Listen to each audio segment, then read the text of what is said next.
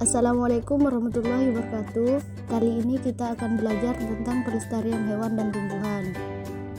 Indonesia memiliki sumber daya alam hayati yang sangat berlimpah.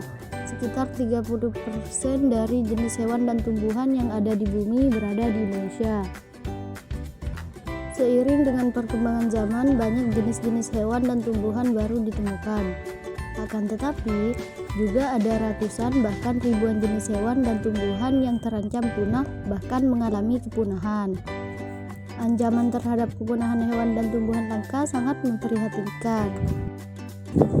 Ada dua faktor yang menyebabkan makhluk hidup terancam punah, yaitu yang pertama faktor alam, antara lain sulit beradaptasi dengan lingkungan, memiliki tingkat perkembangan yang lambat, dan terjadinya bencana alam.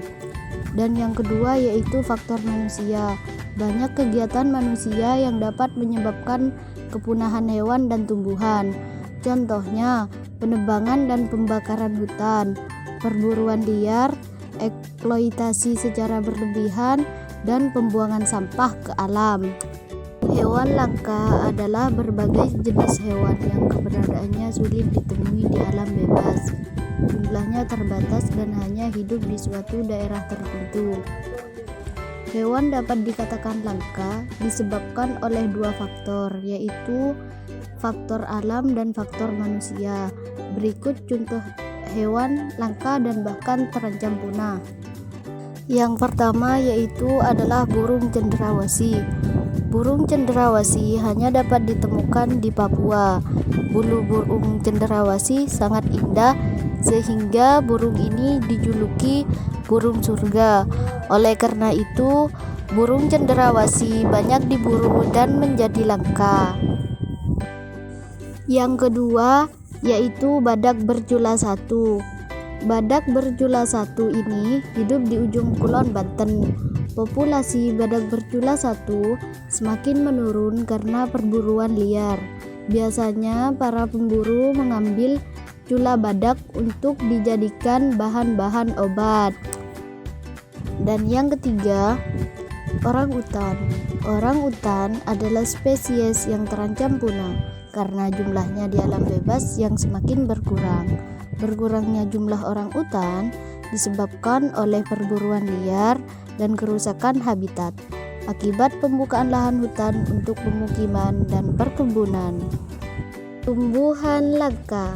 Seperti halnya hewan, tumbuhan juga dapat menjadi langka dan mendekati kepunahan apabila jumlahnya di alam bebas sangat sedikit. Berikut tumbuhan langka di Indonesia. 1. Yaitu bunga Rafflesia arnoldi. Rafflesia arnoldi terdapat di hutan-hutan Sumatera dan sebagian Kalimantan. Bunga ini hidup parasit di tumbuhan menjalar. Kuncup bunga ini dapat dijadikan obat. Dan yang kedua yaitu pohon cendana. Tumbuhan ini banyak ditemukan di Nusa Tenggara Timur. Tumbuhan ini juga dapat digunakan sebagai rempah-rempah dan pengharum. Keberadaannya kini sudah langka dan harganya menjadi sangat mahal. Apa saja yang dapat kita lakukan sebagai upaya pelestarian hewan dan tumbuhan? Usaha pelestarian hewan dan tumbuhan dapat dilakukan melalui dua cara. Yang pertama yaitu pelestarian in situ. Pelestarian in situ adalah pelestarian yang dilakukan di tempat asli hewan atau tumbuhan tersebut berada. Contoh pelestarian in situ antara lain Suaka Marga Satwa, hutan lindung, dan taman nasional. Suaka Marga Satwa merupakan kawasan yang melindungi hewan. Hutan lindung merupakan kawasan yang bertujuan melindungi tumbuhan. Adapun taman nasional merupakan kawasan yang melindungi hewan dan tumbuhan. Yang kedua yaitu pelestarian ex situ. Pelestarian ex situ adalah pelestarian yang dilakukan di luar tempat tinggal aslinya. Hal itu dilakukan karena hewan dan tumbuhan kehilangan tempat aslinya. Selain itu, pelestarian ex situ dilakukan sebagai upaya rehabilitasi dan perkembangbiakan hewan maupun tumbuhan langka. Contoh pelestarian ex situ antara lain kebun botani, taman safari, kebun binatang, dan penangkaran.